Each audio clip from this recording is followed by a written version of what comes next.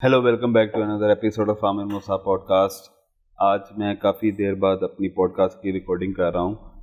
Uploading तो होती रहती है लेकिन रिकॉर्डिंग आज मैं काफ़ी देर बाद कर रहा हूँ क्योंकि मुल्क में इलेक्शंस चल रहे थे। तो मैं चूँकि इलेक्शंस की कवरेज में भी मेरी काफ़ी ज़रा सरगर्मियाँ रहती हैं, ड्यूटीज़ लगती हैं हमारी भी, तो उधर मसरूफियात की वजह से मैंने ये जो अपना एक एक्टिविटी है मेरी यूट्यूब की, ये पॉडकास्ट की, तो इससे मैं काफ़ी ज़रा दूर रहा। तो आज right after I think 15 to 20 days मैं दोबारा से रिकॉर्डिंग कर रहा हूँ और मेरे साथ मेरे बहुत ही अच्छे बड़े भाइयों की तरह मेरे बहुत ही अच्छे प्यार करने वाले भाई हैं, डॉक्टर अली अशरफ साहब, जो बेसिकली यूसीपी में लेक्चरर हैं। इनसे आज हमने बात करनी है कि इन्होंने ट्रैवल किया है, यूरोप के मुख्तलिफ ममालिक को विज़िट किया है, अरब के मुख्तलिफ ममालिक को विज़िट किया है, चाइना गए हैं, जापान गए हैं, पाकिस्तान में इनका काफ़ी ट्रैवलिंग का एक्सपीरियंस रहा है। तो आज हम इनकी ज़रा ट्रैवलिंग के ऊपर बात करेंगे कि ट्रैवलिंग एक्सपोजर जो मिलता है ट्रैवलिंग करने के बाद, उससे इंसान को जो मेंटली ग्रोथ है वो कितना का इन्हांस होता है, कितना कि इंसान का जो एक्सपोजर है वो बढ़ता है ट्रैवलिंग करने से, क्या क्या इंसान की जो सोच में या उसकी रोज़मर्रा की ज़िंदगी में जो चेंजिंग्स आती हैं उससे ट्रैवलिंग में कितना का जो इफ़ेक्ट होता है वो पड़ता है। तो आज इन्हीं से हम बात करेंगे। अस्सलाम वालेकुम डॉक्टर साहब, कैसे हैं? वालेकुम अस्सलाम, ठीक ठाक। आप सुनाएं? खैरियत से हैं? बेहतरीन। आपका बहुत बहुत शुक्रिया, आपने आज हमें टाइम दिया है। लेक्चर तो नहीं था आज आपका? बल्कि आपका शुक्रिया कि आपने बुलाया, और मैं आपको कॉम्प्लीमेंट करना चाहूँगा क्योंकि यूट्यूब पे पाकिस्तान में बहुत कम लोग हैं जो कि जेन्युइन कंटेंट क्रिएटर हैं, जो कंटेंट प्लान करते हैं। आपका लिखने का भी अच्छा अंदाज़, और जो मैं आपके देखता रहा हूँ व्लॉग वगैरह, तो उसके पीछे का प्रोसेस, मेहनत जो है वो नज़र आती है क्योंकि वो कंटेंट क्रिएटर है। मतलब किसी सड़क पे जाके माइक पकड़ के 4 बंदों से सवाल कर लेना भी कंटेंट है, लेकिन उसमें मेहनत कम लगती है या बहुत, लेकिन वो जो एफर्ट है ना, जो जिसे हम मीडिया में कंटेंट कहते हैं, वो आप क्रिएट करते हैं। ये आपने ना वो बात की है, मैं I would like to add something. जी जी। कि मुझे ना तकरीबन ऑलमोस्ट 8 से 10 साल हो गए हैं टीवी में जॉब करते हुए ना। तो मेरी ना फॉर्चुनेटली ना ज़्यादातर जो मेरा टाइम स्पेंड हुआ है वो आउटडोर रिकॉर्डिंग में हुआ है।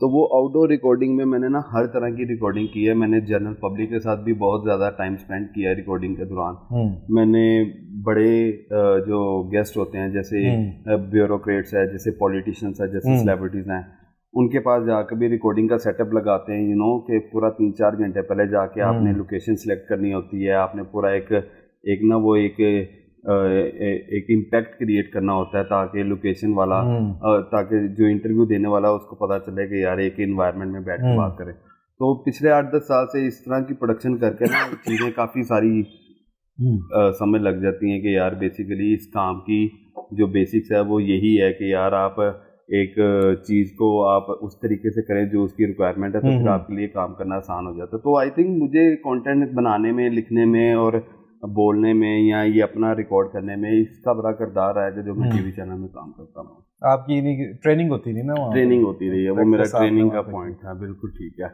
और आप सुनाएं, सब ठीक ठाक? बेहतरीन। यार आपने वेट बड़ा ज़बरदस्त लूज कर लिया है। पहले आपसे मेरी जो मुलाकात हुई थी कोई तकरीबन आज से ऑलमोस्ट कोई 3 साल पहले क्लब में, 3-4 साल पहले। तब आप हेल्दी थे अच्छे खासे, मतलब ओबीस के, हेल्दी ना गए। हम जो थोड़ा मोटे हैं उसको ओबीस कहना चाहिए, नहीं मोटा। तो ये भी एक है, हम इसको नहीं करते, लेकिन ये बहुत सारी बीमारियों से भी आपको बचाता है। आपका वेट आपको बीमारियों में मुब्तला करता है। तो वेट पे आपको खास, जब आप 30 करीब पहुंचे या 30 क्रॉस करें तो लाजमन इस पे keep strict I on it कि आपका वेट कितना है। ऑब्वियसली यार, हेल्थ बहुत मैटर करती है। और क्योंकि फिर यहाँ पे 40 साल के एज के ब्रैकेट के लोगों की अगर आप सर्वे करें तो 10 में से 7 से 8 लोग होंगे जिनको डायबिटीज़, कोलेस्ट्रॉल और जो क्या कहते हैं ब्लड प्रेशर और इस तरह की बहुत कॉमन हो गई हैं। तो इसलिए आजकल के लाइफस्टाइल में अगर आप 30 के करीब हैं, 30 क्रॉस कर रहे हैं, तो आप अभी से, वैसे तो शुरू से काम है, लेकिन जो 30 के करीब है, 30 क्रॉस किया, वो उस पर काम करें, वरना 40 साल में दवाइयों का एक जो है ना बस्ता आपका इंतजार कर रहा है। नहीं, अल्लाह ना करे, अल्लाह बचाए यार। अल्लाह ताला पहले ही नसीहत दे दे। नसीहत तो अल्लाह ताला ने क्या देनी है, अल्लाह ताला ने मतलब हिदायत दे दे। और हमें तो सेहत जो है ना, सेहत अली भाई सबसे बड़ी चीज़ है। जो इंसान सेहतमंद है वो दुनिया का सबसे दौलतमंद बिल्कुल ऐसी है। بالکल کیونکہ صحت ہے تو پھر آپ اللہ کی دنیا بھی دیکھ سکتے ہیں, جیسے آپ دیکھ کر آئے ہیں. تو کیسا رہا آپ کا دنیا دیکھنے کا ایکسپیرینس؟ ہمیں بھی بہت مزہ رہا اور بہت اچھا رہا. بلکہ آج میں کلاس میں بھی یہ بات کر رہا تھا کہ ہماری جو گرومنگ ہوئی ہے نا, اس میں ٹورزم کو نا ایک عیاشی کے طور پر کہ جی جو بڑے پیسے ہوں گے تو پھر بندہ پھرے گا, یا ایک بہت ایسی کہ جی جب تک میرے پاس بہت زیادہ پیسے نہیں آتے اس وقت تک میں ٹورزم کیوں کروں گا, اور اس کو گناہ سمجھا جاتا ہے. تو نو ڈاؤٹ ٹورزم کے لیے آپ کو پیسے تو چاہیے, لیکن اس سے زیادہ آپ کو نا ول چاہیے. بالکل ٹھیک ہے. تو ول ہونا تو آپ رستے نکل آتے ہیں. وہ ایک محاورہ ہے کہ ویئر دیر از اے ول دیر از اے وے. تو میں کہتا ہوں نہیں, یہ محاورہ اب جو ہے نا ہے where there is a will there are ویز.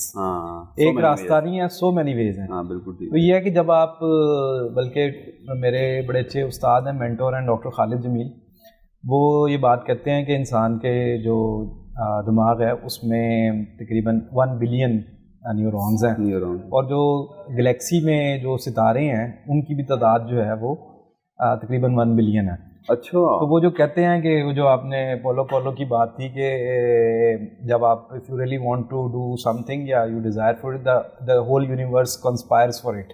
بالکل. جس کو اوم شانتی اوم شانتی, میں بھی یہی کہنے لگا تھا کہ پوری کائنات تمہیں اس سے ملانے کی. تو وہ اصل میں بیسکلی پولو نے تو پہلے وہ لکھا تھا نا ناول الکیمسٹ, تو وہ اوم شانتی اوم نے ادھر سے کاپی کیا ہے کہ اتنی شدت سے تجھے پانے کی کوشش کی ہے کہ ذرے ذرے نے تجھ سے ملانے کی سازش کی ہے. تو یہ وہ کانسیپٹ تھا اس کا پولو کا. تو یہ ڈائلاگ میں آیا. تو جب آپ کوئی بھی کام کرنا, جین ٹورزم تو ایک کام ہے, لیکن آپ کوئی بھی کام کرنا شروع کریں گے, جب آپ سے سوچیں گے تو کائنات کے جو نظام ہے وہ آپ کی ہیلپ کرنے آ جائے گا. بالکل ٹھیک. تو دنیا گھومنے کا اگر آپ کو شوق ہے نہیں, تو آپ وٹ از انیشیل اسٹیپس آپ کا, یہ بیسیکلی پہلا جو آپ نے کنٹری وزٹ کیا وہ کون سا تھا اور کس ٹائم کیا؟ اچھا, پہلا میں نے کنٹری, وہ جس طرح وہ کہتے ہیں, میرا ایک دوست کہتا ہے کہ پاسپورٹ کی ورجینٹی جو لوز ہوئی وہ جاپان. اچھا جو ہے جاپان میں گیا سب سے پہلے. اور جو دنیا میں ٹورزم لوگ جو ہے نا پاپولر ڈیسٹینیشن جاپان نہیں ہے. اس کی ایک وجہ یہ ہے کہ ایک تو وہ نا جاپان کے ساتھ آپ کنٹریز نہیں کر سکتے.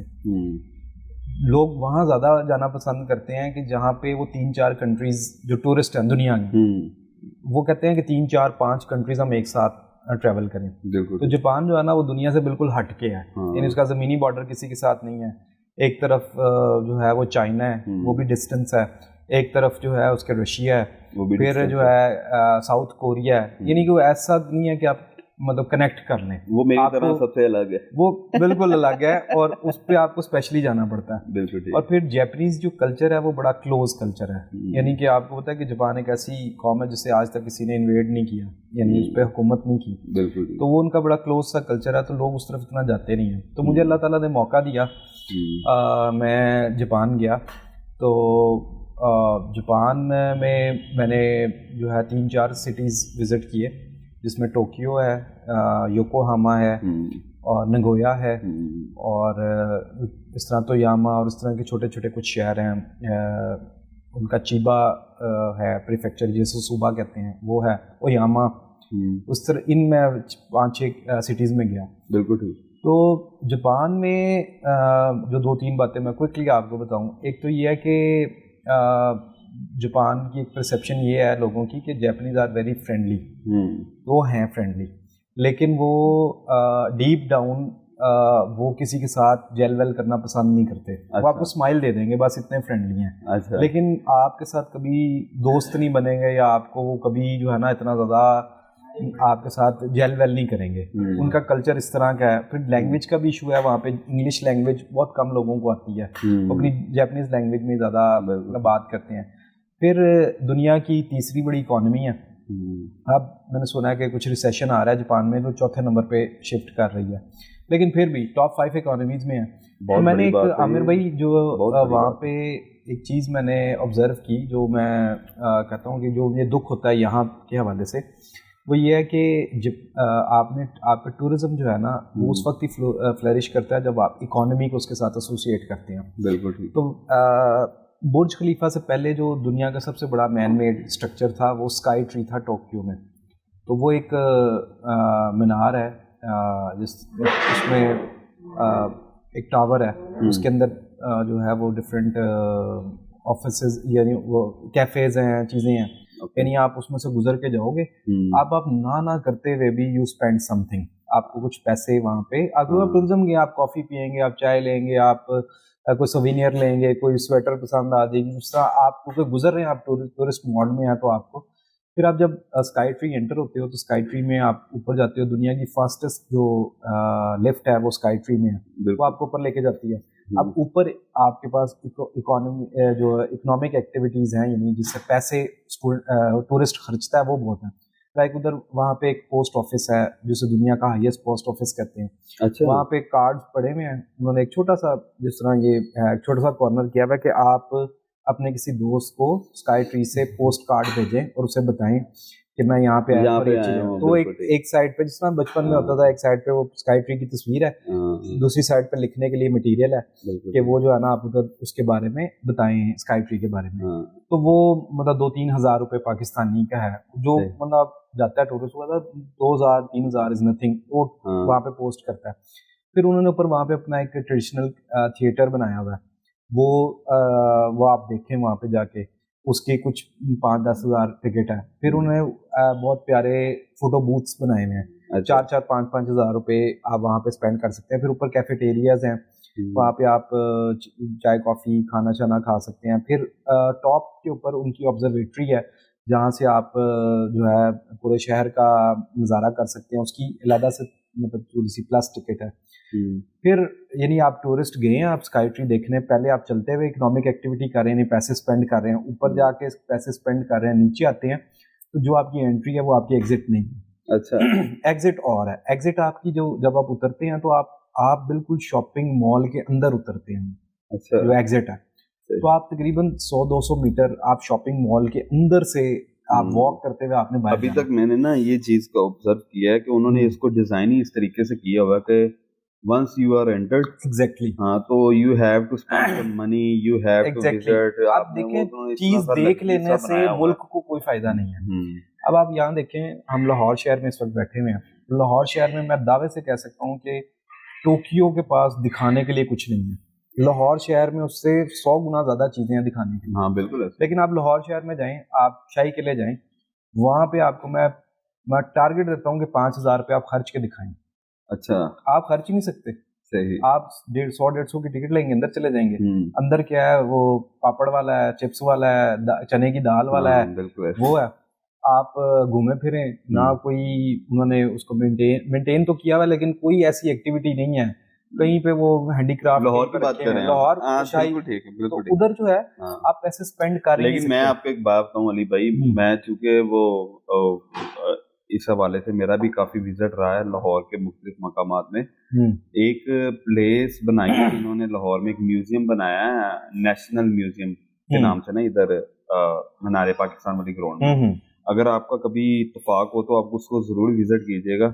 یو ول امیز کہ مطلب یار انہوں نے اس کو اس طریقے سے بنایا ہوا ہے, اس طریقے سے اس کو ڈیزائن کیا ہوا ہے کہ پاکستان کی وہ جو آزادی کی وہ جو پوری ایک ہسٹری ہے نا, انہوں نے اس کو پورا نا ایک 3D ڈیجیٹل طریقے سے نا اس کو وہاں پر. ٹھیک ہے, لیکن وہ ایک چیز ہے, کام کرنے کی ضرورت ہے نا. آپ کا ٹورسٹ اگر جاتا ہے شاہی قلعے میں, سر آپ کی 500 سال 600 سال کی وہ ہسٹری ہے, تو ادھر آپ کا یہاں پہ ڈیزائن ہی نہیں ہے کہ ٹورسٹ کو اٹریکٹ کریں, چاہے وہ لوکل ٹورسٹ ہو. پاکستان میں ٹورسٹ کی مارکیٹ تقریباً, تو وہ جو ہے نا آپ اسے جو ہے نا دیکھیں بہت ہو سکتا, پوٹینشیل بہت ہے.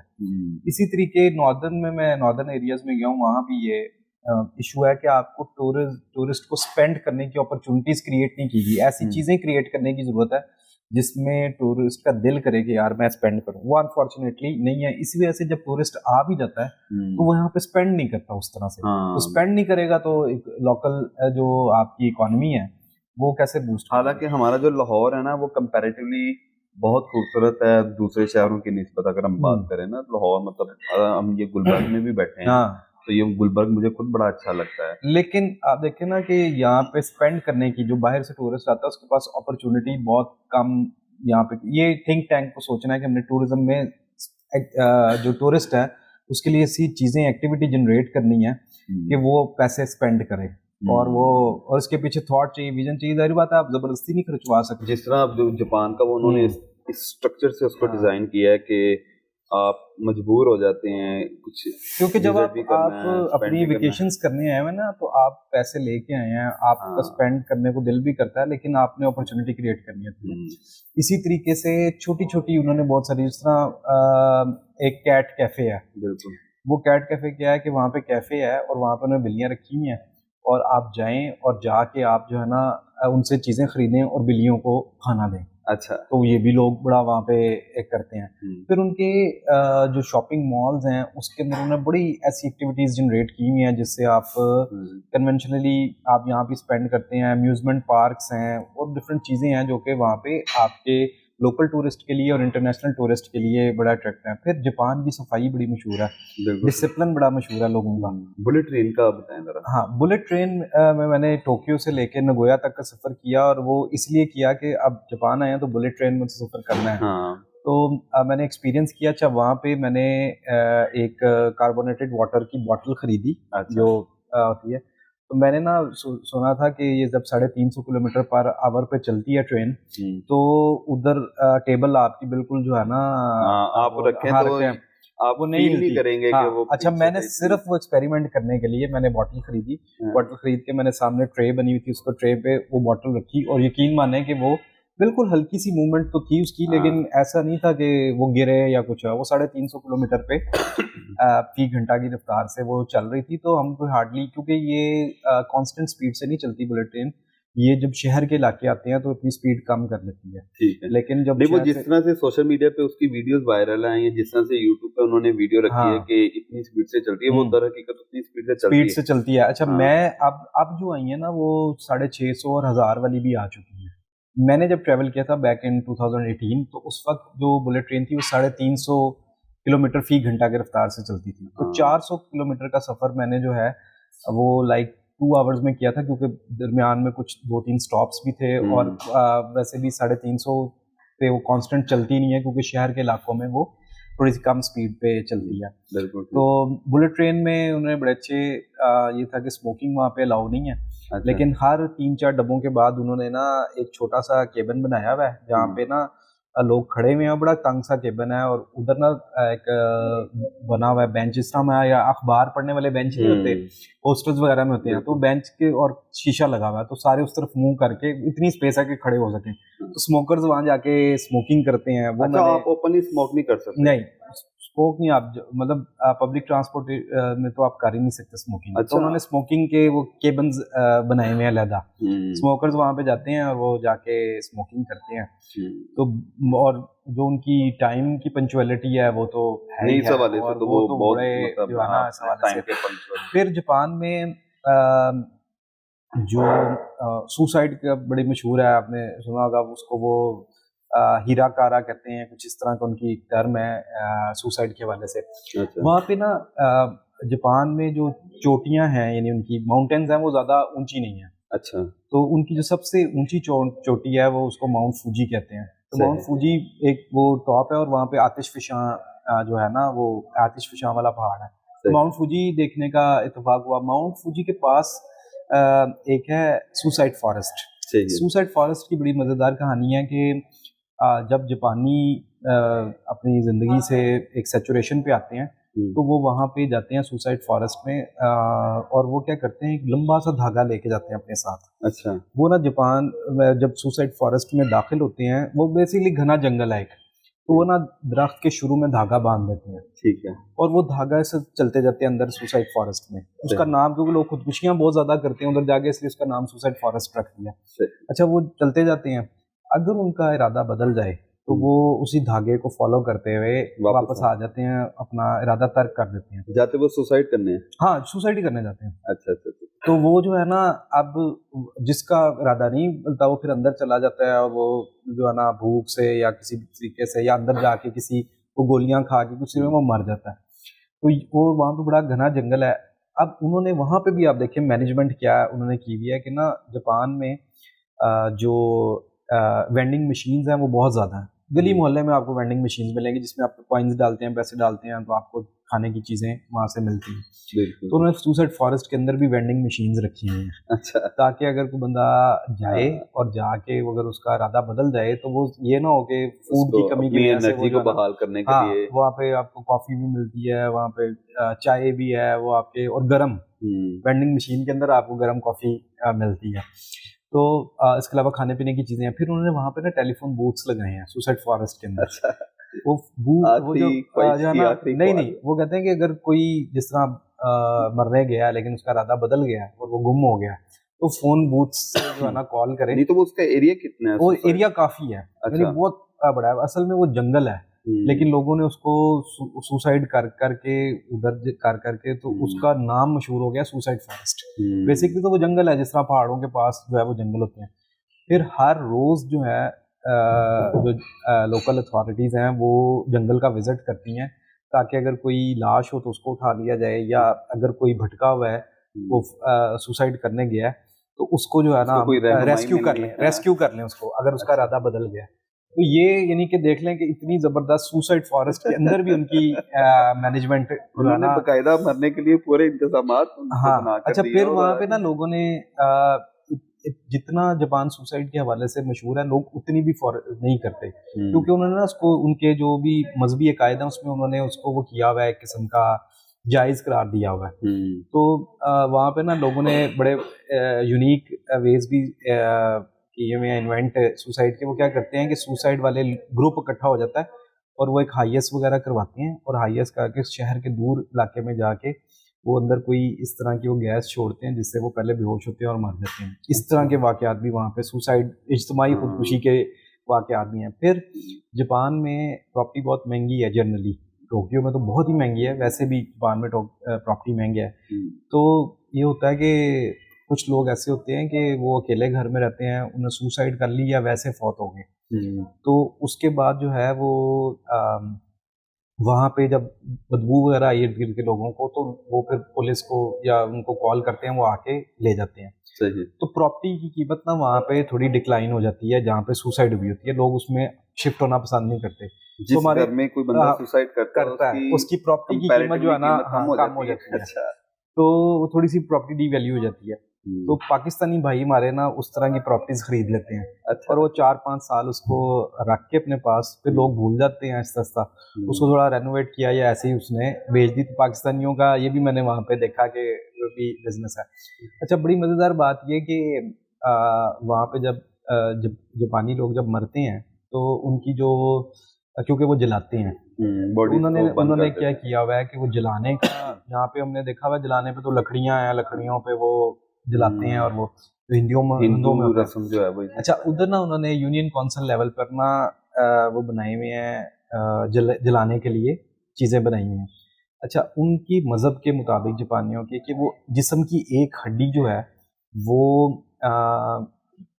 جو لواحقین ہے اس کو دیتے ہیں. اچھا کوئی بھی جسم کی ایک ہڈی مردے کی, اور وہ ہڈی کو اپنے ایک کمرہ ایک کھڑکی بناتے ہیں, اس کے اندر اس ہڈی کو رکھتے ہیں لواحقین. اچھا. اور اس کو نا کھانے پینے کی چیزیں دیتے ہیں, یعنی چاول رکھ دیں گے, ساتھ اناج رکھتے ہیں کہ اس کی روح آتی ہے اور وہ یہ کھائے گی. اور جب وہ 5-6 دن بعد, ہفتے 2 ہفتے کے بعد وہ چیزیں اٹھاتے ہیں, ان کو ڈسپوز کر دیتے ہیں اور نئی چیزیں رکھ لیتے ہیں. اچھا اب جب نا وہاں پہ جلائے جانے کا جو سسٹم ہے وہ کیونکہ جاپان ہے تو بڑا سائنٹیفک ہے, وہ کیا کرتے ہیں کہ ان کے نا بڑے بڑے انسانی قد جتنے اوونز بنے ہوئے ہیں, ویسے اوون نکالتے ہیں, بندہ اس میں رکھتے ہیں, اور وہ پتہ نہیں کتنے ہزار سیلسیس پہ بندے کو جو جلاتے ہیں تو بندے کا پاؤڈر بن جاتا ہے. اچھا, یہ تو ہم نے اکثر موویز میں بھی دیکھا ہے. تو اس کو نا, لیکن وہ کہتے ہیں, وہ آپ سے پوچھتے ہیں کہ جس طرح ہم کہتے ہیں نا بکرا حلال کرتے ہیں کہ کیڑا گوشت لینا ہے, تو وہ یہ کہتے ہیں کہ تسی کڑی ہڈی لینی ہے. تو کسی نے کہا کہ جی میں نے بازو کی اتنی ہڈی لینی ہے, کسی نے کہا میں نے ٹانگ کی لینی ہے. تو اس پہ نا کوئی خاص کیمیکل لگاتے ہیں, وہ سارا جسم جلتا ہے لیکن وہ ہڈی نہیں جلتی. وہ کیا کرتے ہیں کہ وہ جو چورا ہوتا ہے نا انسان کا, جلے ہوئے انسان کا چورا ہے, اس میں سے تھوڑا سا وہ دے دیتے ہیں لواحقین کو, ساتھ وہ ہڈی دے دیتے ہیں. تو وہاں پہ جو قبرستان ہے وہ پھر اس کی جو راکھ ہوتی ہے اس کی قبر بناتے ہیں. وہ یہ ٹیبل جتنا جو ہے اتنا 2x2 کی نا وہ بناتے ہیں قبر سی, اس کے اوپر نا ایک ماربل کا تقریباً 2-3 فٹ کا ایک وہ لگاتے ہیں نشان, उसके 2x2 के ऊपर, तो उनका कब्रिस्तान बनता है कि ये हमारा राख यहाँ पे जो है ना वो दफन है। तो ये उनका बड़ा एक इंटरेस्टिंग जो है। फिर मैंने जापान में टोयोटा जो कंपनी है उसके म्यूजियम में मैं गया जहाँ से ओरिजिनेट हुई है। नगोया में बेसिकली टोयोटा कंपनी बनी थी। बिल्कुल। तो वहाँ पे उन्होंने म्यूजियम बनाया, वो म्यूजियम तकरीबन कोई 1 किलोमीटर बड़ा है। सही है। तो उन्होंने ना वॉक थ्रू बनाया हुआ है अपना टोयोटा म्यूजियम में, कि उन्होंने अपनी हिस्ट्री बताई है। टोयोटा पहले जो है एक कपड़े बनाने वाला एक कंपनी थी, फैक्ट्री थी। तो वो आपको पहले बताते हैं कि पहले हम क्या थे, वो कपड़े बना रहे हैं, वो का चरखा काट इस रहे चीज हैं। के इन्होंने हिस्ट्री की पूरी एक म्यूजियम बनाया हुआ अपने, उसको कहते हैं टोयोटा, हाँ टोयोटा म्यूजियम नगोया में है ये। सही। अच्छा, वो चरखा काट रही है, वो और साथ डॉक्यूमेंट्रीज चल रही है, लिखा हुआ है कि हम टोयोटा पहले कपड़ा बनाते थे। फिर वो चरखे से मशीनरी पे गए, टेक्सटाइल। फिर टेक्सटाइल से वो बताते हैं कि जब उनका ऑनर गया अमेरिका, उसने देखा वहाँ गाड़ियाँ बन रही हैं। तो वो वापस आया, उसने ना यहाँ पे वो गाड़ी का मॉडल बना के लाया और उसने वो गाड़ी बनाई। वो लकड़ी की गाड़ी थी, वो लकड़ी की गाड़ी वहाँ पे खड़ी हुई है मॉडल, लेकिन वो कामयाब नहीं हुए। फिर उसने अपनी सारी स्ट्रगल लिखी हुई है कि ये पहले ये मॉडल बना, फिर ये मॉडल बना, फिर ये मॉडल बना। उसके बाद फिर उन्होंने कहा कि ये पहली फॉर्म गाड़ी की बन गई। फिर आप मजीद चलते जाएं, क्योंकि 1 किलोमीटर की तकरीबन वॉक है। आप चलते जाएंगे, फिर इस तरह आपको हिस्ट्री टाइम ट्रेवल करवा रहे हैं। उन्होंने टोयोटा की पूरी मतलब पूरी आइडिया कहाँ से कंसीव किया, किन किन मराहिल से गुजरे। अच्छा, उसके बाद फिर उन्होंने बताया कि टोयोटा के जितने आज तक मॉडल है ना, उनमें से फेमस मॉडल उन्होंने पार्क किए हैं वहाँ पे। अच्छा। तो वो तकरीबन कोई 200-250 गाड़ी वहाँ पे खड़ी हुई है। अंडर वो जो है ना कवर्ड है। सही है। अच्छा, कवर्ड होने तो वो वहाँ से वो मॉडल सारे देखे। फिर अब उनकी लेटेस्ट जो मैन्युफैक्चरिंग हो रही है उसकी यूनिट्स उन्होंने वहाँ पे लगाए हुए हैं। किस तरह जो है वो एक पूरी मशीनें हैं बड़ी बड़ी, ये मशीनें किस तरह गाड़ी को कंबाइन करती हैं, पेंट किस तरह होता है, फिनिशिंग किस तरह होती है, वो सारा प्रोसेस उन्होंने वो वहाँ पे दिखाया हुआ है। तो वो एक बड़ी इंटरेस्टिंग ये ओपन टू विजिट है। हाँ, मतलब टिकट है उनकी, वहाँ पे आप टिकट बाय करें। और नगोया में है पब्लिक, पब्लिक मतलब वो वहाँ पे जाएं और जाके आप विजिट करें। सही। तो अली भाई, इसके अलावा आप उधर गए थे, क्या नाम है, सुकरात की यूनिवर्सिटीज का आप बता रहे थे। हाँ, उसके बाद जापान के बाद मैं गया यूरोप का ट्रिप एक प्लान किया। अच्छा। उसमें जो सबसे पहले यूरोप में गया ग्रीस में जो एथेंस उसका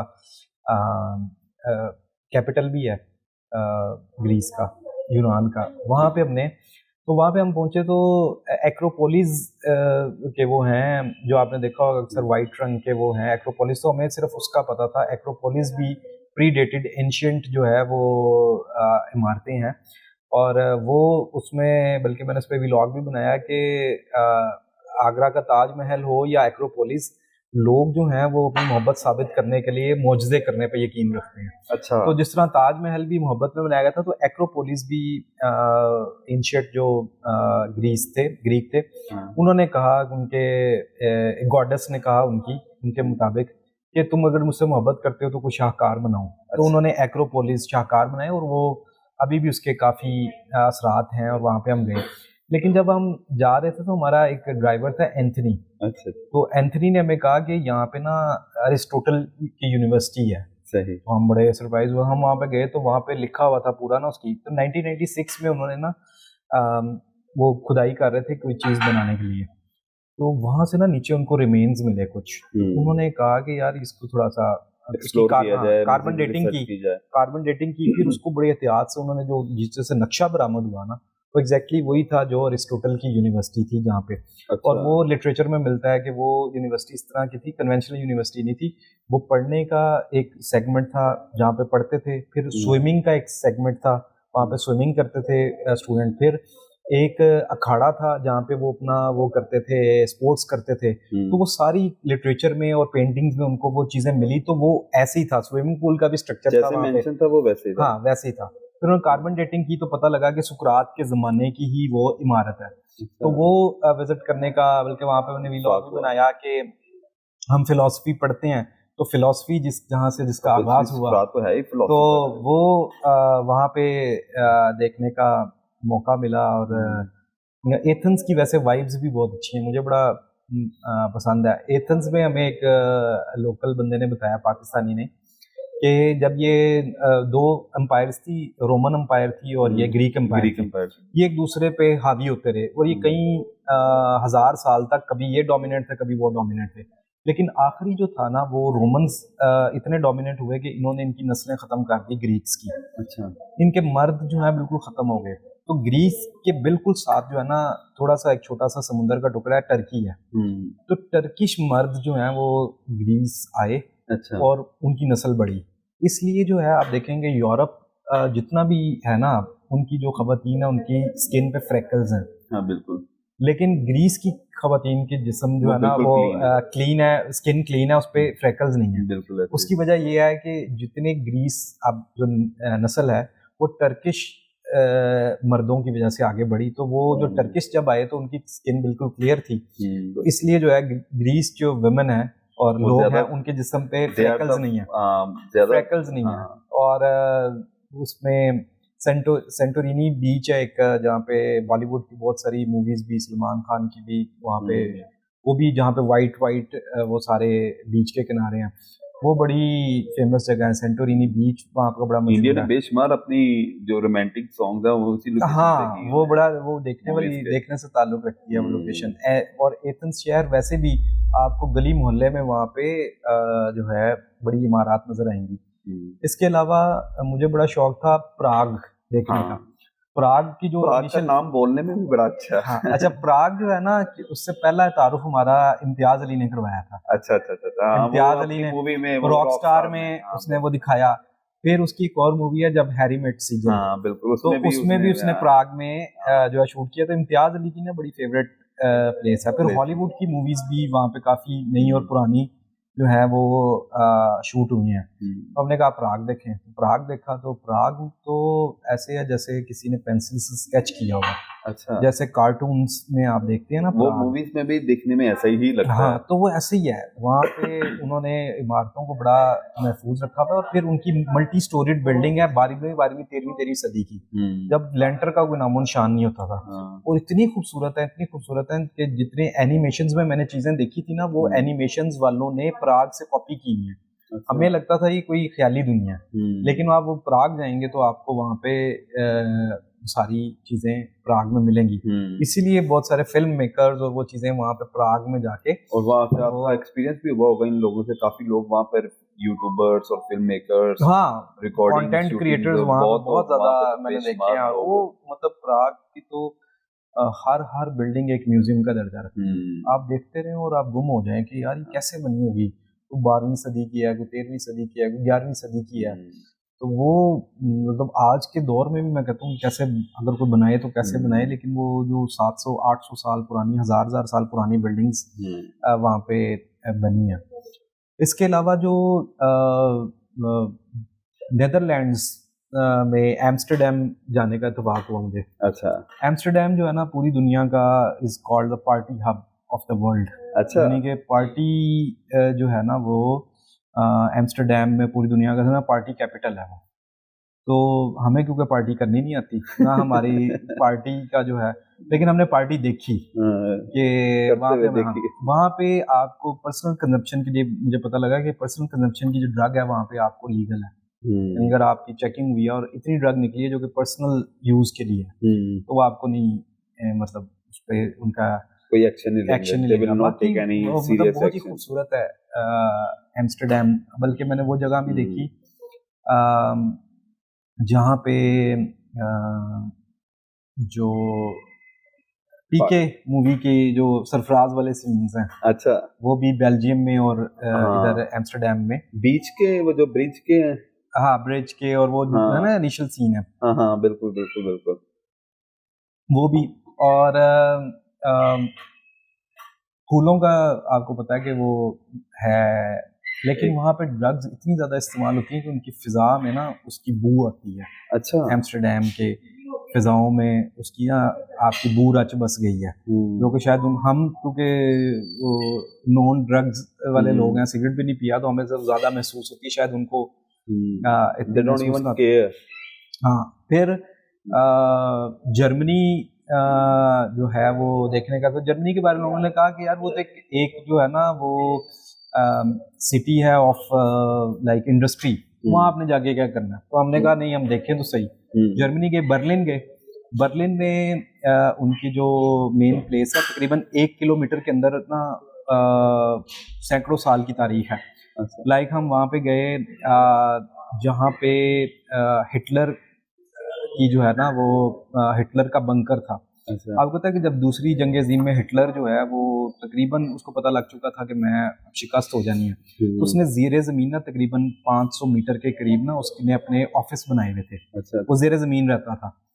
تو جب سوویتس نے وہاں پہ مطلب حملہ کیا اور وہ پہ وہ کر کے آگے یعنی کہ اس پہ قابض ہو گئے, تو سوویتس کو ہٹلر ملتا نہیں تھا کیونکہ وہ زیر زمین بنکرز میں رہتا تھا. تو جب ان کو پتہ لگا کہ اوپر سوویتس آ گئے ہیں اور میں, تو اس نے اپنی گرل فرینڈ جو کہ جس سے اس نے ایک رات پہلے شادی بھی کی تھی, تو اس کو اس نے گولی مار کے خودکشی کی تھی. یہ ہٹلر, تو وہ ہٹلر کے انہوں نے نا ہٹلر سے اتنی نفرت ہے ان کو جرمنس کو کہ انہوں نے نا وہ جو ہٹلر کے بنکرز تھے نا ان کے اوپر انہوں نے پارکنگ بنائی ہوئی ہے. اور ٹورسٹ کو بتاتے نہیں ہیں کہ یہ ہٹلر کے اس کے نیچے بنکرز ہیں, اور اس کو باقاعدہ انہوں نے بھرتی ڈال کے وہ بند کیا ہوا ہے. یعنی وہ جگہ پہ آپ کو یعنی جو بڑی ریسرچ کرے گا اسے پتہ لگے گا, جو پڑھ کے جائے گا, جو تھوڑی سی ریسرچ کرے گا, جس کو تھوڑی سی ہسٹری کا پتہ ہوگا, وہ وہاں پہ انہوں نے نا بلڈنگز کھڑی کی ہوئی ہیں, اور بلڈنگز کھڑی کر کے وہ جو ہے نا انہوں نے پارکنگ بنائی ہوئی ہے. لیکن اس کے نشان ہیں, جو لوگ پڑھ کے جاتے ہیں اسٹڈی کر کے جاتے ہیں ان کو پتہ ہے کہ ہٹلر کے لیکن ایزیلی جج. ہاں. پھر برلن وال ہے وہ دیکھی جو کہ 1989 میں گری, ایسٹ جرمنی اور ویسٹ جرمنی کو جدا کرتی ہے. اس کی بڑی مزیدار, میڈیا کے اسٹوڈنٹس کے لیے بڑی مزیدار سٹوری ہے کہ جب یہ سیکنڈ ورلڈ وار میں جرمنی جو ہے ایسٹ اور ویسٹ میں ڈیوائیڈ ہو گیا تھا, تو اس میں جو ایسٹ جرمنی تھا وہ ان کے پاس تھا, رشینز کے پاس, سوویتس کے پاس, اور ویسٹ جرمنی آج کے ویسٹ کے پاس تھا. تو وہ وہاں پہ کمیونزم تھا, لوگ بڑے وہاں پہ لوگوں کے حالات زندگی کافی مڑے تھے, برے تھے, اور ویسٹ جرمنی والے خوشحال تھے. تو انہوں نے دیوار کی تقریباً 65 کلومیٹر کی دیوار, لمبی دیوار تھی, اور تقریباً 15 فٹ اونچی دیوار تھی. تو ایسٹ اور ویسٹ والے آپس میں ایک دوسرے آتے جاتے بھی تھے, لیکن وال بنا کے انہوں نے کیا کیا کہ اس کی جو ہے نا موبلٹی کو لمیٹڈ کیا. سپریشن کریٹ ہوگی نا, سپریشن تو پہلے تھی لیکن موبلٹی کو انہوں نے لمیٹڈ کیا کہ ادھر ادھر لوگ زیادہ آئیں جائیں نہیں. اچھا, بڑا مزیدار واقعہ ہے کہ برلن وال گری کیسے, اس میں میڈیا کا کردار ہے. میڈیا نے بیسکلی برلن وال گرائی. ہوا یہ کہ سوویتس کے نا مذاکرات ہوتے, اس طرح ہماری انڈیا کے ساتھ مذاکرات ہوتے ہیں بارڈر کے, کہ جی ہم جا کے اپنے معاملات ہر مہینے بعد 2 مہینے بعد جا کے ڈسکس کرتے ہیں. بالکل. تو ایسٹ اور ویسٹ والے جا کے اپنے معاملات ڈسکس کرتے تھے وہاں پہ. تو جو ایسٹ جرمنی جو سوویتس کا ریپرزینٹیٹیو تھا وہ یہ کرتا تھا کہ وہ اس کا ایل چی جاتا تھا اور وہاں سے وہ میٹنگ کے جو ہے نا منٹس لے کے آتا تھا اور وہ اس کو دیتا تھا, اور وہ پھر پریس کانفرنس اس طرح کرتے ہیں کہ ہمارے یہ جو ہے نا جو فارن سیکٹری کی آج کل بھی بریفنگز ہوتی ہیں, اس طرح وہ میڈیا کو بریفنگز دیتا تھا. اچھا. تو وہ نا جب وہ ویسٹ جرمنی میں گیا ایلچی گپ شپ لگانے اور جو ان کے معاملات ہیں ان کو ڈسکس کرنے, تو ویسٹ جرمنی والوں نے کہا کہ ہماری یہ سجیشن ہے کہ ہم نا برلن وال کو بریک کریں تاکہ ہماری اکانومک ایکٹیویٹی بڑھے اور یہ ہو, تو یہ اس پہ بھی ہمیں بات کرنی چاہیے, سوچنا چاہیے تھا. عام طرف بڑے اور یہ سارے نا, تو یہ ہماری سجیشن ہے کیونکہ سوویتس یہ چاہتے تھے, سوویت نے بنائی تھی وال, بیسکلی انہوں نے بنائی تھی, کنسیپٹ انہوں نے لیا تھا. ہاں, انہوں نے وہ نہیں چاہتے تھے کہ لوگ ادھر ادھر آئیں. ویسٹ والے کہتے تھے کہ آ جائیں, کوئی ایشو نہیں ہے. تو وہ نا اس نے میٹنگ کے نوٹس میں لکھ لیا کہ وی کین ڈسکس اٹ. اب اس نے اپنے جا کے جو چیف تھا ایسٹ کا اس کو جا کے دیا, اس نے نا وہ ڈاکیومنٹس نا گو تھرو نہیں کی اور پریس کے سامنے بیٹھ گیا بریفنگ دینے. اچھا. اس نے پریس کے سامنے وہ ڈاکیومنٹ کھولے اور انہوں نے کہا کہ we are planning to destroy جو بریک برلن وال. تو نا میڈیا نے تو یہ تو ایسی ہے جس طرح ہم یہ کہیں کہ کوئی پاکستانی آ کے کہے فارن سیکٹری یا لیک آف انفارمیشن, یہ جو ہے نا جو کہے کہ ہم پاکستان انڈیا کا بارڈر ختم کرنے کی بات سن, ہم نے فیصلہ کیا کہ تو میڈیا پاگل ہو جائے گا, میڈیا پاگل ہو جائے گا, میڈیا کہے گا یو ریلی مین اٹ کہ پاکستان انڈیا کا بارڈر ختم کر رہے ہیں اور ایک ملک بنا رہے ہیں. اس نے نا یہ کہا کہ اس نے نا جب میڈیا پاگل ہو گیا کیونکہ وہ पूरी दुनिया का मीडिया वहाँ पे बैठा हुआ था, तो उन्होंने कहा यू रियली मीन इट के या बर्लिन वॉल गिरा रहे हैं? वो कंफ्यूज हो गया, उसने कहा यस वी, तो कहते कब गिराएंगे? कहता हम अभी गिरा देंगे। वो ना रिपोर्टर्स गए बाहर, उन्होंने पूरी दुनिया में बीपर्स ये वो थरथली मच गई कि जी ईस्ट जो जर्मनी है उसने कहा कि हम बर्लिन वॉल गिरा देंगे। तो सर अवाम सड़कों पे निकल आई, अच्छा, दोनों तरफ, अच्छा। और उन्होंने जिसके हाथ में बेलचा था या जिसके हाथ में जो भी कुछ था ना, उसने ना वॉल गिरा दी। तो इसी तरह जिस तरह यहाँ पे अवाम निकल आती है, हाँ, अच्छा, अवाम जो है ना निकल आई और उसने खुद 65 किलोमीटर जो 65 किलोमीटर लंबी और 15 फुट ऊंची, और वो इस तरह से था कि एक नहीं था, वो एक खंदक सी बनी हुई थी, यानी एक वॉल है उसमें कोई 20 मीटर का फासला, फिर दूसरी वॉल है ताकि बंदा टाप के उधर ना चला जाए, फलांग पे ना जाए, मूव ना हो। तो वो दोनों वॉल्स उन्होंने गिराई और लोगों में बड़ी एक्साइटमेंट थी। इसकी फुटेजेस भी अवेलेबल हैं, 1989 की बात है। तो लोगों ने ऐलान कर दिया और वो सोवियट्स को ये कंट्रोल ही नहीं कर पाए सिचुएशन, और इस तरह बर्लिन वॉल गिर गई। तो हमने वो, अब उन्होंने छोटी सी एक ना टुकड़ा रखा हुआ है, लाइक कोई 10-15 मीटर निशानी, हाँ, कि ये हिस्ट्री बयान हो सके। ठीक है। फिर जर्मनी के बाद वी वेंट टू जो फ्रांस, अच्छा पेरिस, वो अब यूरोप की टूरिज्म पे निकले थे, तो फिर आईफल टावर के बगैर तो जो है ना उसके विजिट किए बगैर तो सियाहत का रुकने आज़म था। तो हम पेरिस गए। पेरिस जितने दोस्त विजिट कर चुके थे उन्होंने कहा था कि पेरिस ओवर रेटेड है, ना जाना। तो हमने कहा ये भी चेक करने के लिए जाना पड़ेगा कि ओवर रेटेड है कि नहीं।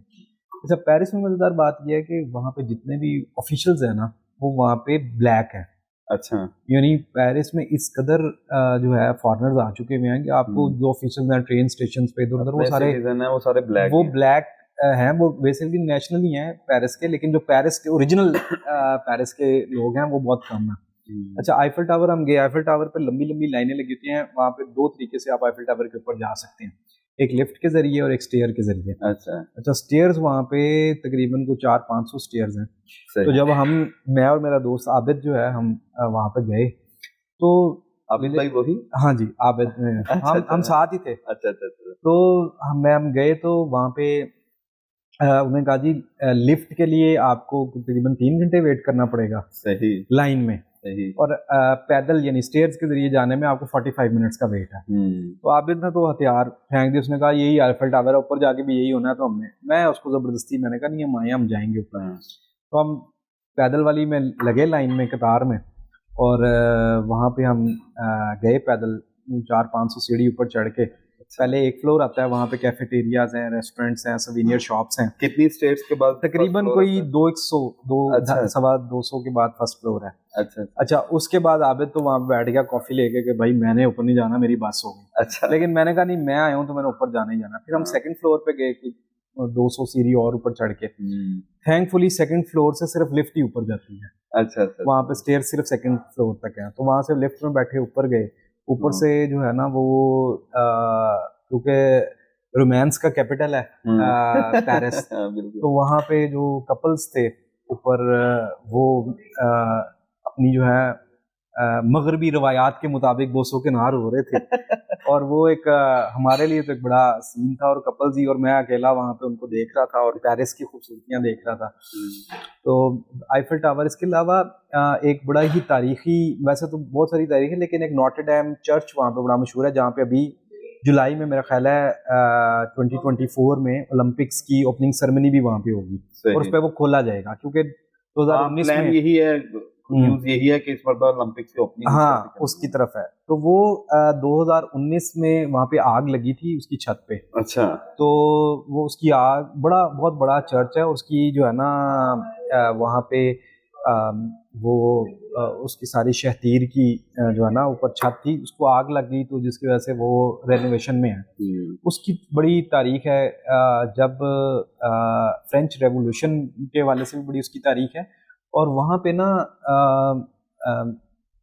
होता ये था कि जिस बादशाह को हुकूमत मिलती थी उसकी ताज पोशी नोटर डैम में होती थी। तो वहाँ पे कॉन्सेप्ट ये था कि खुदा ने जो हुकूमत है वो पादरी को दी है, और पादरी आगे बादशाह को देता है। तो वहाँ पे जो भी बादशाह होता था ना, उसकी ताज पोशी नोटर डैम चर्च में होती थी। تو وہ کیا کرتے تھے کہ خدا کی وہ کیا کرتے تھے کہ بادشاہ آتا تھا وہ نیل ڈاؤن کرتا تھا اور پاپ جو ہے سب سے بڑا پاپ اس کے سر پہ تاج رکھتا تھا. یہ سمبلزم تھا کہ خدا نے جو حکومت ہے وہ پاپ کو دیا اور پاپ آگے اس کو دے رہا ہے. ہاں دے رہا ہے. تو جب نیپولین نے ٹیک اوور کیا تو نیپولین نے کیا کیا کہ نیپولین کو یہ پتہ لگ گیا کہ یہ جو چرچ ہے اس کو میں نے حکومت سے نکالنا ہے. تو نیپولین نے سب سے پہلے گیا, اس نے سارے وہاں پہ شہر کے موزز اکٹھے کیے نوٹر ڈیم چرچ میں, اور وہ تاج آیا ٹرے میں رکھ کے, تو پاپ اٹھانے لگا تاج, تو نیپولین نے ہاتھ پڑھ کے تاج اٹھایا اور اپنے سر پہ خود ہی جو ہے نا رکھ دیا. یہ سمبلزم تھا کہ اب حکومت میں مذہب کا کوئی کردار نہیں ہوگا. اور یہ میں دیکھ رہا تھا ابھی آئی ہے نیپولین مووی آئی ہے, اس کے ٹریلر میں بھی یہ سین جو ہے وہ دکھایا کہ اس کے وہ پاپ نیپولین اٹھاتا ہے اور خود.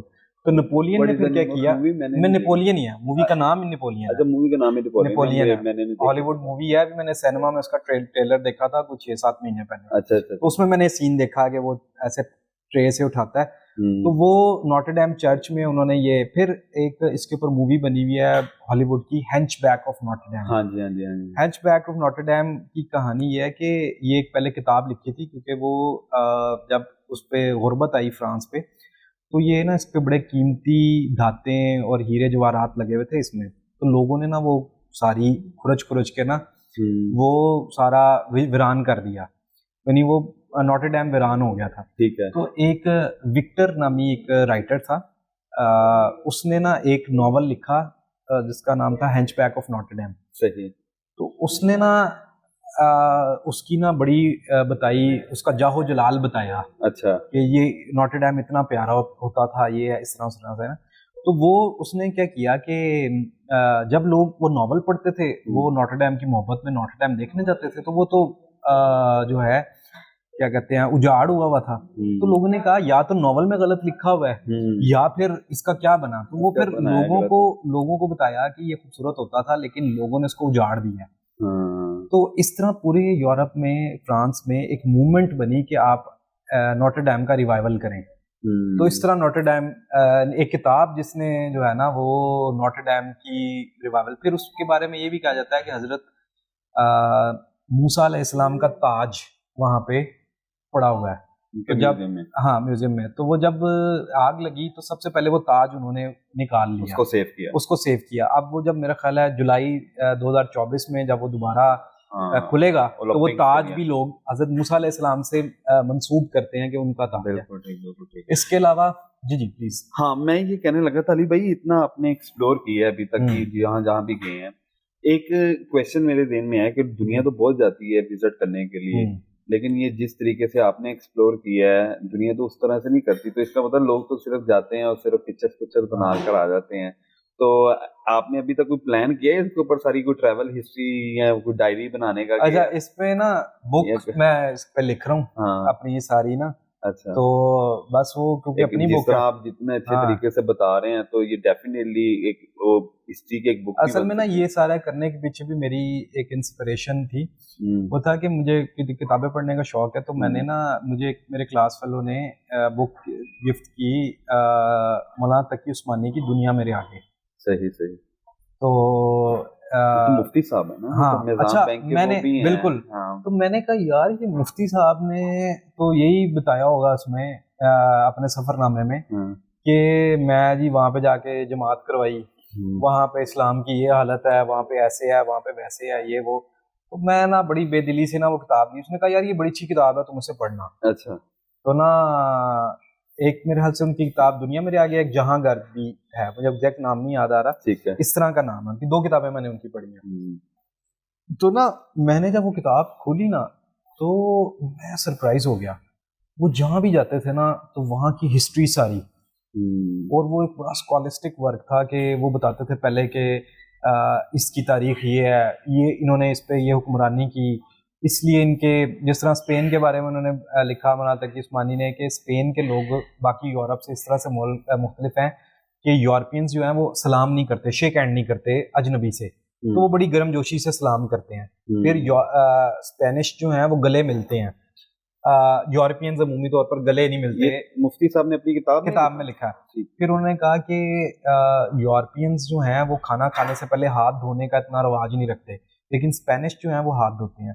तो इसके पीछे उन्होंने कहा तारीख है, क्योंकि स्पेन के एक बड़े हिस्से पे मुसलमानों की हुकूमत थी, तो ये मुसलमानों की जो है ना प्रैक्टिसेस थी, हाथ मिलाना, गले मिलना, खाना खाने से पहले हाथ धोना, तो वो इस्लाम तो ख़त्म हो गया लेकिन उनसे वो प्रैक्टिसेस जो है ना वहाँ से ख़त्म नहीं हुई. तो ये जो है क्या कहते हैं जो उनकी थी उस किताब ने आपको इंस्पायर किया. अच्छा, फिर मैंने कहा यार मज़ा तो फिर आता है ना कि आप पढ़ें.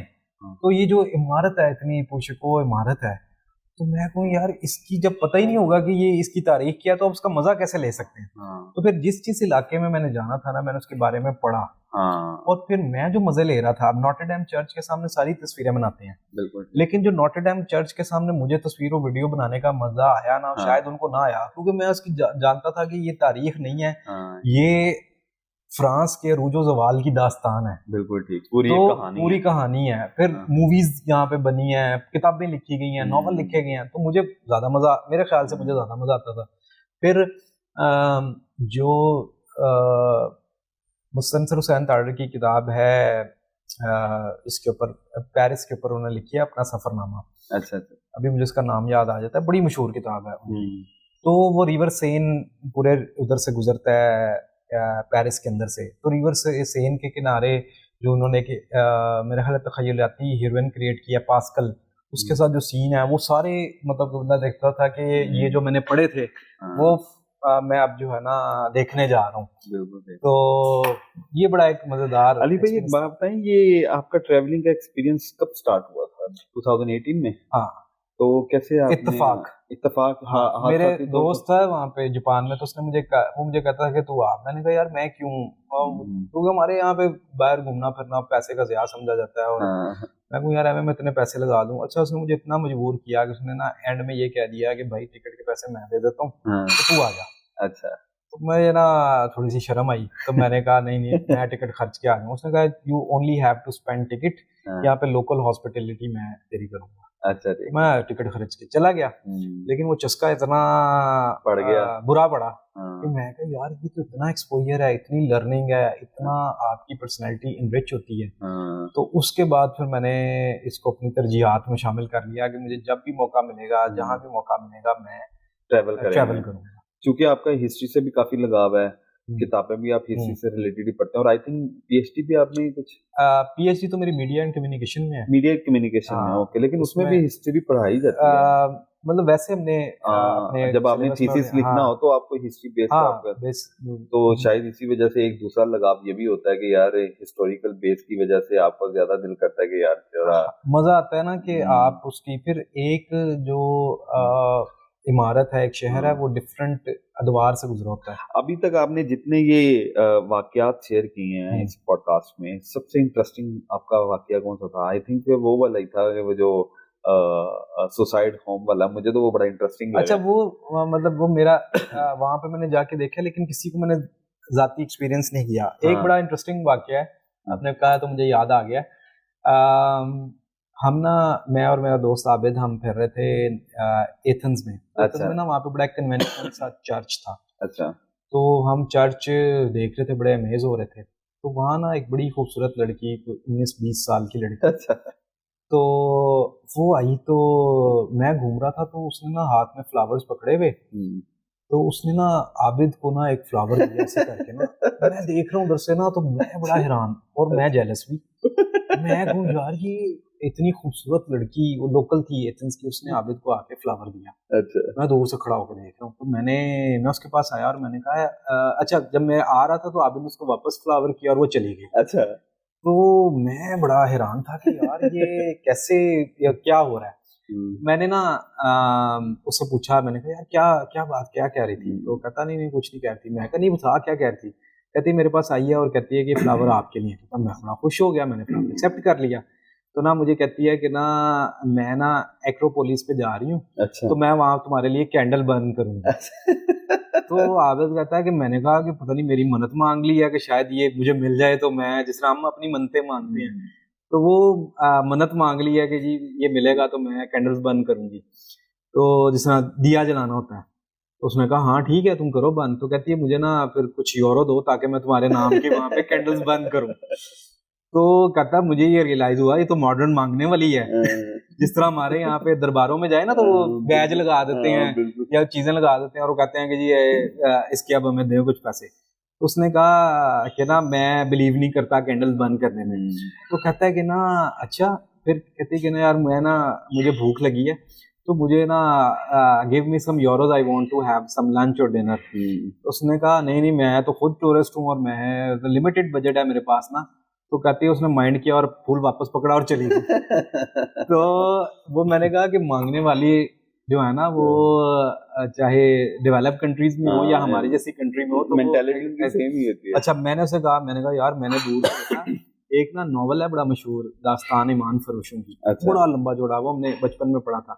تو ہم نے وہ پڑھا کہ نا داستان ایمان فروشوں میں کی نا وہ صلاح الدین ایوبی کی اسٹوری ہے بیسکلی. تو وہ دیکھتے تھے کہ صلاح الدین ایوبی نے یہ یروشلم آخری بار جو مسلمانوں کے تسلط میں آیا وہ صلاح الدین ایوبی کے دور میں تھا. بالکل ٹھیک.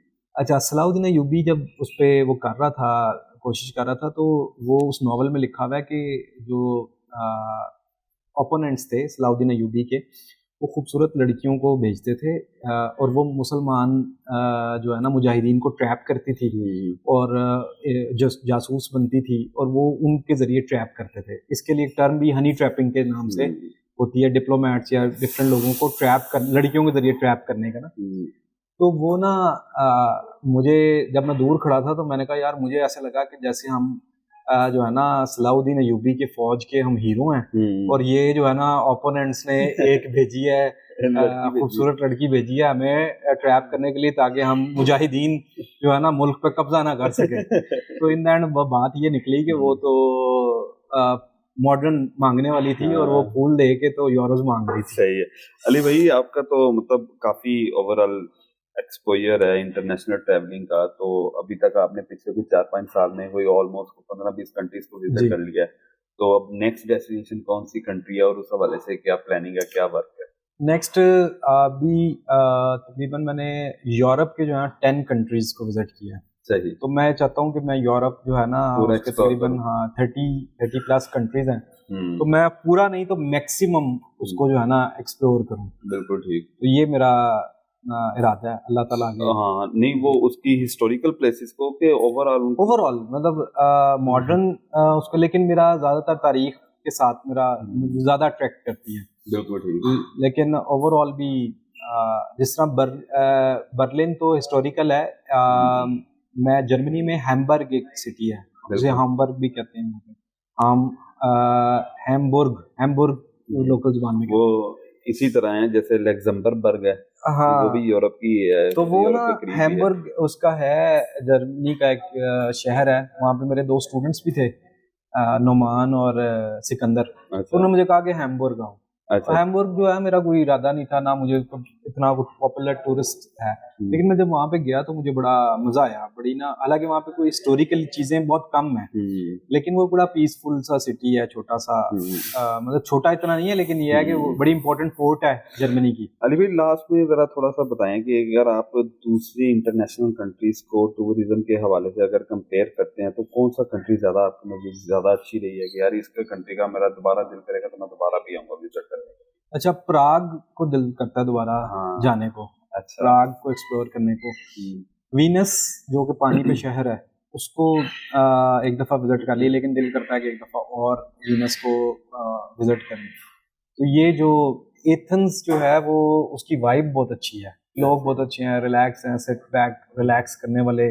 کوئی پڑ نہیں کوئی وہاں پہ آپ کو نظر نہیں آئے گا. لوگ ریلیکس پھر رہے ہیں تو وہ اس کی وائب اچھی لگتی ہے اس لیے وہ مجھے کافی اچھا لگا. جی علی بھائی میری تو دعا ہے کہ آپ نے جس طرح سے اتنے سارے کنٹریز کو وزٹ کیا اور اتنی پیاری آپ نے ٹریول ہسٹری اپنی بنائی ہوئی ہے اور آپ you are planning to write a book on that over all بلکہ بہت ساری about 60% از کمپلیٹڈ. اچھا تو اس کا مطلب اسی سال یہ آپ انشاءاللہ ارادہ ہے کہ اس سال بک کو لانچ کریں گے اور وہ ٹریول لاگ ہوگا.